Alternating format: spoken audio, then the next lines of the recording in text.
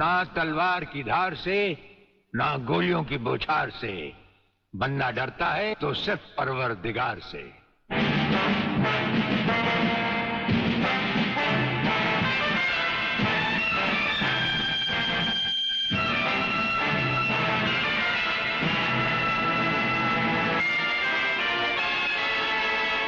Brigadier Suryadev Singh? अच्छा, तो यही है तुम्हारा ब्रिगेडियर सूर्यदेव सिंह। ढूंढ लो इसे। खबरदार, कोई हिलेगा नहीं। हमारे कमांडोज ने तुम्हारे सब साथियों को घेर रखा है। स्वामी जी, जरा अपने पीछे भी नजर डालो। ये कमांडो बड़ा खतरनाक है। तुम्हारा बाप है, पत्ता हिलने से पहले ही पेड़ काट डालता है। तुम्हारी भलाई अब इसी में है कि बिना हिले जुले खामोश खड़े रहो।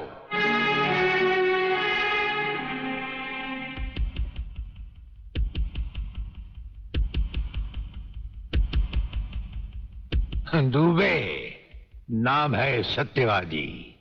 सत्यवादी दुबे। जैसे गधे की पीठ पर घोड़े की जीन अच्छी नहीं लगती, वैसे ही तुम्हारे कंधों पर ये सितारे अच्छे नहीं लगते। और ये कमरबंद पेटी भी अच्छी नहीं लगती।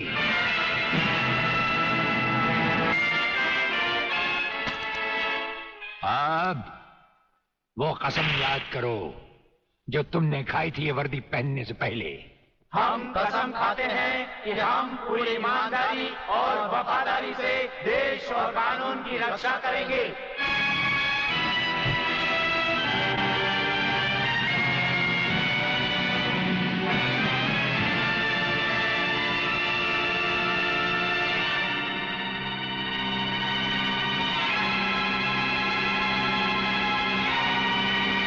हम तुम्हें सिर्फ ये बताने आए हैं कि अगर तुमने तिरंगे के खिलाफ कोई भी कदम उठाया तो हम तुम्हें वो मौत देंगे जो ना तो किसी कानून की किताब में लिखी होगी और ना ही कभी किसी मुजरिम ने सोची होगी।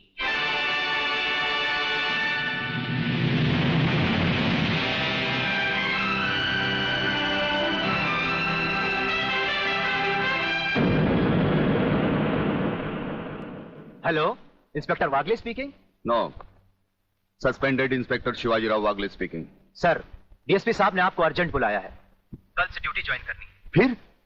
इंस्पेक्टर वागले, तुम्हें शायद मालूम नहीं कि तमाम पुलिस ऑफिसर्स की फाइल्स देखने के बाद ब्रिगेडियर सूर्यदेव सिंह ने सिर्फ तुम्हें चुना है। सर, अब तुम दोनों को मिलकर काम करना है, लेकिन तुम पूरब हो तो वो पश्चिम है। इसलिए सीनियर ऑफिसर होने के बावजूद मेरी तुमसे रिक्वेस्ट है कि ब्रिगेडियर सूर्यदेव सिंह के साथ मिलकर जो भी खेल खेलना हो, शांति और ठंडे दिमाग से खेलना। सर।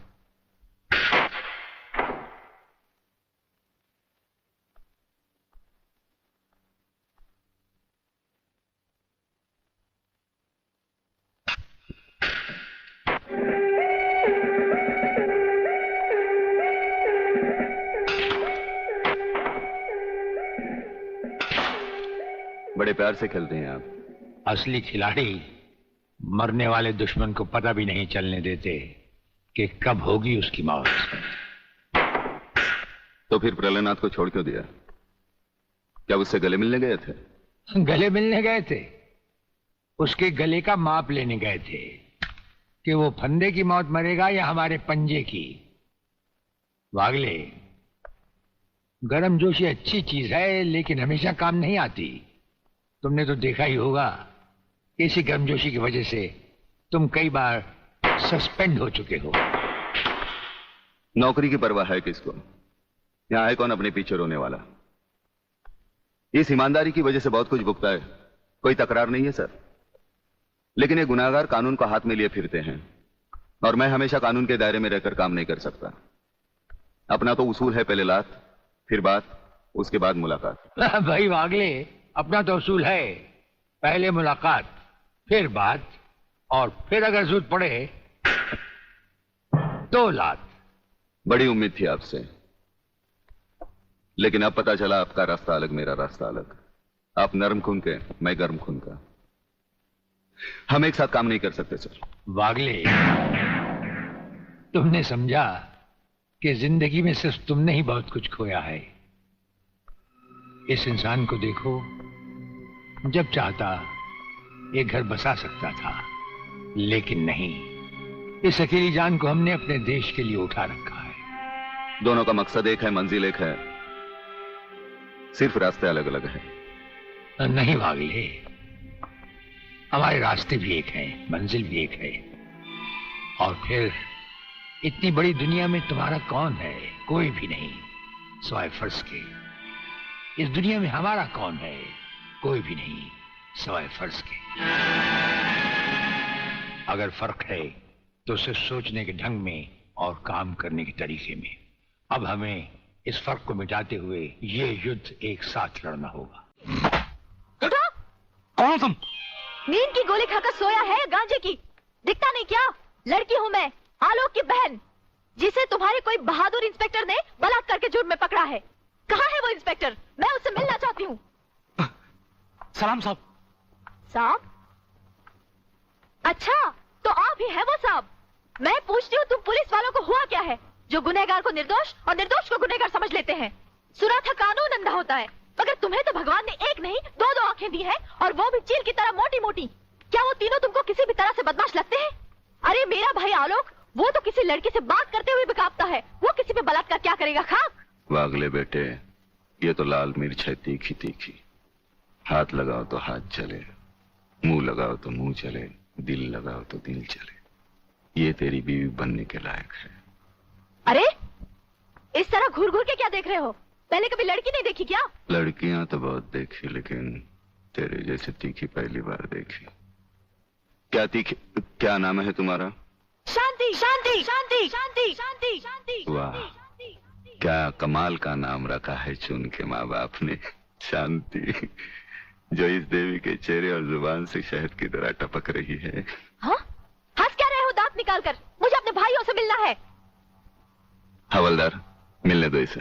साहब, उन तीनों को अस्पताल ले गए हैं शिनाख्त के लिए। योर ऑनर, मैं इंस्पेक्टर वागले, इस केस की छानबीन मैं कर रहा हूं। अदालत से इस केस के बारे में कुछ कहने की इजाजत चाहता हूं। इजाजत है। Thank you sir.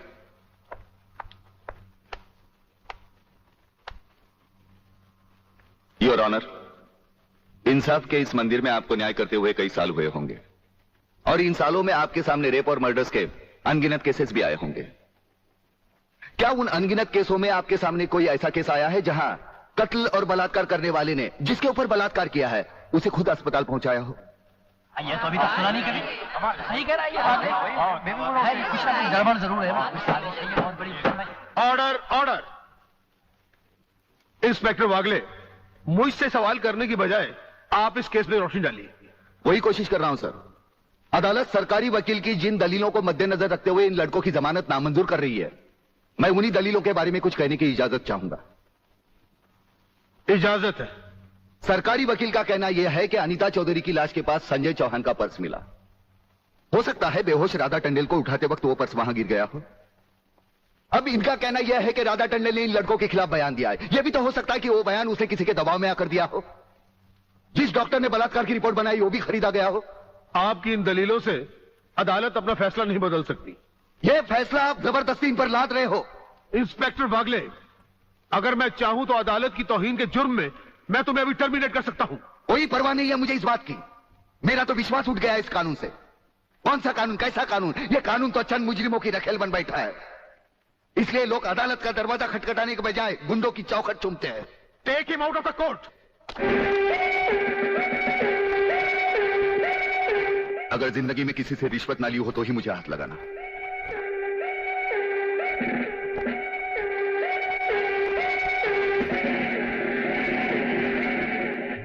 इन्हें गिने भुक्कड़ लोगों की वजह से अदालत शतरंज की बिसात बन गई है, जहां कोई भी आकर कानून से खेल सकता है। लेकिन इन खिलाड़ियों को अगर मैंने सच्चा कानून नहीं सिखाया तो मेरा नाम भी शिवाजीराव वागले नहीं। तुम इन 3 लड़कों के केस में कहां उलझ गए? हो सकता है इन बच्चों का केस महज इत्तेफाकी हो। इत्तेफाक नहीं है सर।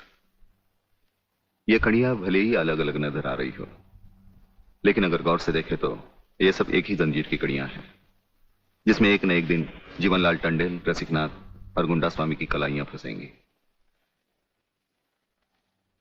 ये इत्तेफाक नहीं है सर, इत्तेफाक नहीं है।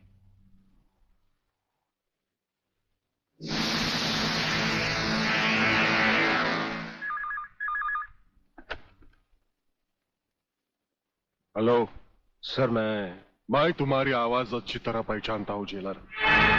तुम वहां से कुछ नहीं बोलोगे, सिर्फ सुनो, क्योंकि जब से तुम्हारी जेल में सूर्यदेव सिंह आया है तुम्हारी दीवारों के भी कान हो गए हैं। मुझे वागले और उसकी मीटिंग का पता चल चुका है। वो 3 लौंडों के केस की सीढ़ी बनाकर मुझ तक पहुंचे, उसके पहले उसकी सीढ़ी के हर डंडे को काटकर फेंक दूंगा मैं। सुनो जी। मुन्ना और उसके खतरनाक खूनी साथियों को आज रात को पुलिस की वर्दी में जेल से बाहर निकाल दो और उनको समझा दो पुलिस स्टेशन जाकर उन तीनों लड़कों का बिल आत्महत्या के नाम पर फाड़ दें।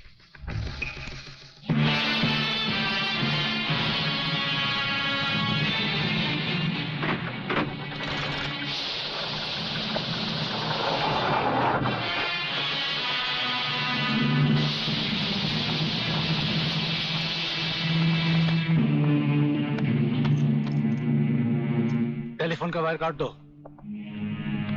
अब इसे बांध दो।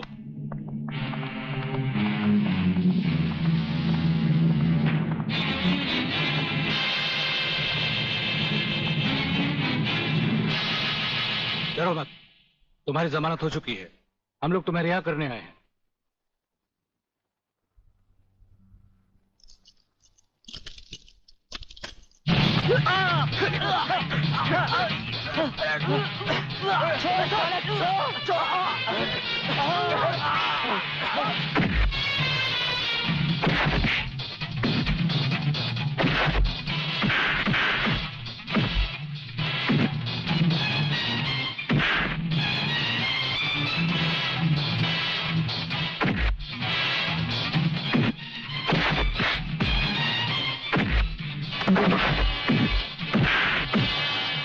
छोड़ना मत संजू।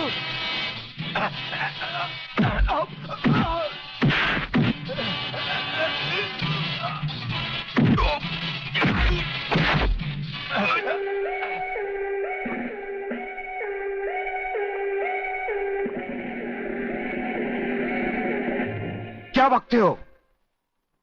किसने बताया तुम्हें?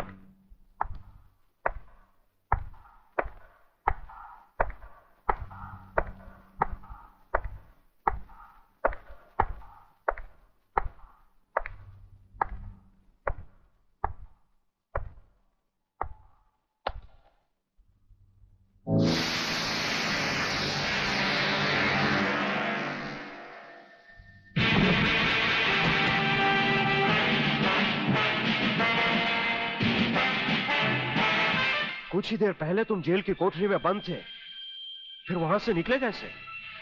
और अपने ये कपड़े पहनकर यहां किसके हुक्म से आए? हम अपने हुक्म के खुद मालिक हैं। हम अपने हुक्म से ही अंदर आए थे और अपने हुक्म से बाहर चले जाएंगे। तुमसे अच्छी तरह मिल लेने के बाद। तुम्हें अच्छी तरह मालूम होना चाहिए कि तुम किसके सामने बैठे हो। हमें मालूम है, इसीलिए तो जूते तुम्हारे मुंह के सामने रखे हैं। तुम जैसे गद्दारों से हम नहीं, हमारे जूते ही मुंह लगाते हैं। सूर्यदेव सिंह! ब्रिगेडियर सूर्यदेव सिंह, भूल कैसे गए? हम आज भी ब्रिगेडियर हैं, कल भी ब्रिगेडियर थे। जेल में आना तो एक नाटक था तुम जैसे मुजरिम तक पहुंचने के लिए। और ये रहे तुम्हारे काम के कागज। ये हमारा रिहाई का ऑर्डर और ये है तुम्हारी गिरफ्तारी का वारंट।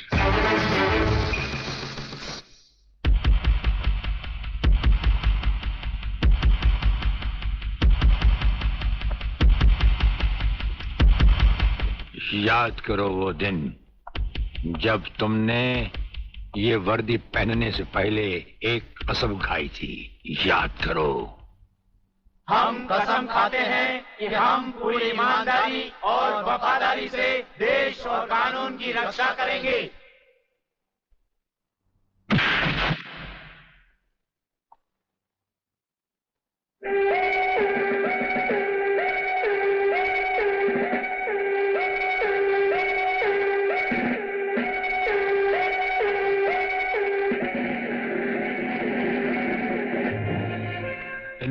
बहुओं की बारात में ये वर्दी वाला दूल्हा नहीं जाएगा वागले। इसके भी कपड़े उतार डालो।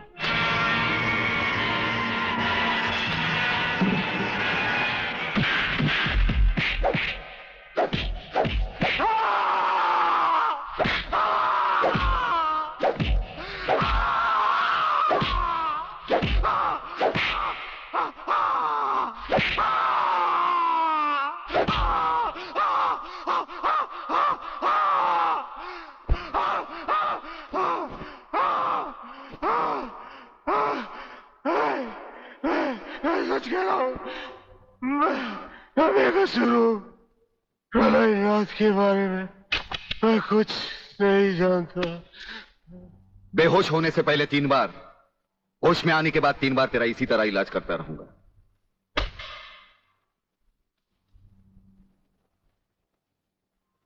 साथियों, तुम लोगों को शायद यह मालूम नहीं कि यह प्राइवेट और इमरजेंसी मीटिंग मैंने क्यों बुलवाई। इसलिए कि सूर्यदेव सिंह जेल से छूट चुका है और अब वो खतरा बनकर हम सबके सर पर मंडरा रहा है।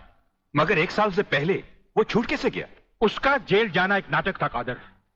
उसने जेलर और हमारे 4 खूंखार कातिलों को गिरफ्तार करके किसी ऐसी जगह छुपा दिया है कि जिसके बारे में पुलिस डिपार्टमेंट को तो क्या, मुझे भी मालूम नहीं। जीवनलाल, मेरे 4-5 आदमियों को गिरफ्तार करके अगर वो मुझ तक पहुंचने का ख्वाब देख रहा है तो उसका ये ख्वाब मैं कभी भी पूरा नहीं होने दूंगा। अब सूर्यदेव सिंह नाम का बिल फाड़ना ही पड़ेगा। मगर कुछ नहीं चलेगा जीवनलाल। अब 15 अगस्त को ज्यादा दिन नहीं है। जानते हो, सूर्यदेव सिंह हमारे लिए बहुत बड़ा चैलेंज है और बड़े से बड़े चैलेंज के साथ टकराने का प्रलयनाथ को शौक है। तुम तुम्हारी मिनिस्ट्री संभालो, सूर्यदेव सिंह को आज से मैं संभालूंगा।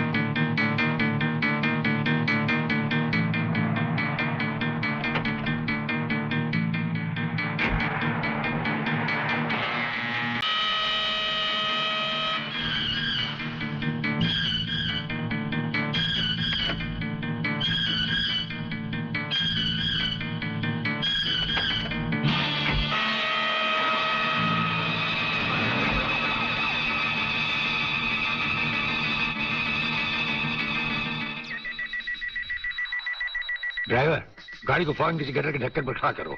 इसमें बम लगाया जा चुका है। Yes sir. बहादुर, काला बटन खींचो।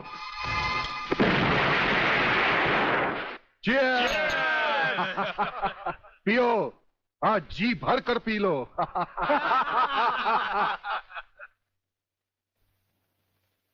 स्वामी जी, ये सुखद समाचार टीवी पर भी तो सुन ले। हाँ, ऑन करो। आज सदन के दोनों पक्षों ने इस हत्याकांड की तीव्र आलोचना की। इस हत्याकांड के षड्यंत्र के बारे में हमारी विशेष संवाददाता मोना अलवी की एक रिपोर्ट। आज दोपहर ब्रिगेडियर सूर्यदेव सिंह अपने विशेष दस्ते के साथ भोजन के लिए रवाना हुए। अचानक उन्हें अपनी कार में सिग्नल सुनाई दिया। जो कार में बॉम्ब रखे जाने का संकेत देता है। सूर्यदेव सिंह ने अपनी गाड़ी एक गटर के ढक्कन पर रुकवाई और अपने विशेष दस्ते के ब्लैक कमांडो से ये काला बटन खींचने को कहा। इससे गाड़ी के नीचे का हिस्सा साइड में खिसक गया और धमाके से पहले ही ब्रिगेडियर सूर्यदेव सिंह अपने आदमियों के साथ ही भूमिगत हो गए। तो इस तरह उन्होंने अपनी समझदारी और बहादुरी से अपनी और अपने आदमियों की जान बचाई। तो आइए आज हम ब्रिगेडियर सूर्यदेव सिंह से आपका साक्षात्कार कराएंगे।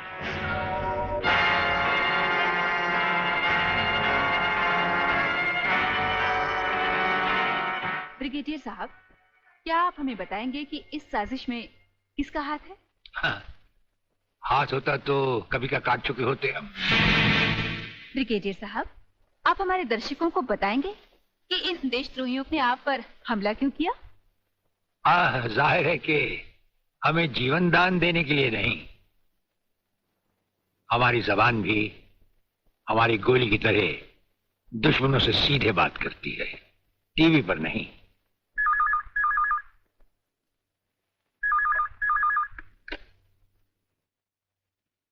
हेलो। ज्यादा आंखें फाड़ कर हमारा न्यूज देखोगे तो जल्दी अंधे हो जाओगे। ये समाचार देखने का नहीं, पैगाम सुनने का वक्त है। हेलो हेलो, तुम फोन कहां से कर रहे हो? तुम तो टीवी पर हो। हम टीवी पर भी हैं और हमारे घर पर भी। गेंडा स्वामी, ये टाइम बम का खेल हम तब से खेल रहे हैं जब तुम्हारे बाप दादा अपने बालों में खिजाब लगाते थे।